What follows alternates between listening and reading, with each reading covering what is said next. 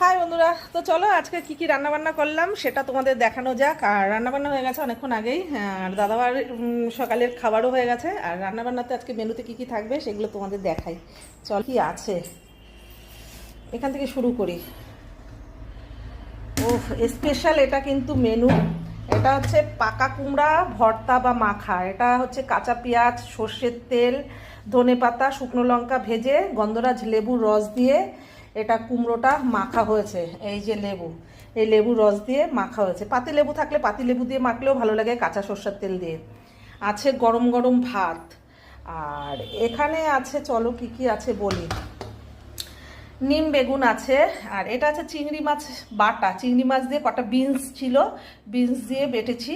আর এখানে আছে পাকা কুমড়ো ভাজা, এটা আছে পাকা কুমড়ো ভাজা।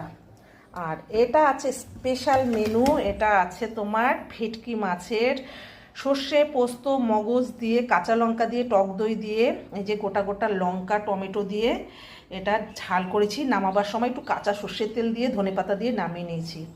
আর এখানে আছে একটু মুরগির মাংস। আর এখানে চাটনিটা আছে দুদিন আগে, 3-4 দিন হয়েছে বানানো। আমি চাটনি বানাই একদিন, 10 দিন বসে খাই। তো আজকে এই হলো রান্না বান্না। আজকের মেনুগুলো কেমন লাগলো কমেন্ট করে জানাতে ভুলো না। আর ভালো লাগলে কিন্তু লাইক কমেন্ট করে দিয়ে এক হাঁড়ি ভাত করে নিয়েছি। আজকে এক হাঁড়ি ভাত শেষ হয়ে যাবে। এত সুন্দর সুন্দর মেনুগুলো। তোমাদের কাদের কাদের এরকম মেনুগুলো পছন্দ কমেন্ট করে জানাতে কিন্তু ভুলো না। টুকটুক করে কিন্তু অনেক কিছু রান্না বান্না করে নিলাম। সাথে তো আচার আছে, আচার তো খাবো না, ম্যাঙ্গো আচার, হ্যাঁ পাঁচমিশালি আচার। আর এই হলো। তো চলো টাটা। লাঞ্চের টেবিলে অবশ্যই তোমাদের সাথে আমার দেখা হচ্ছে।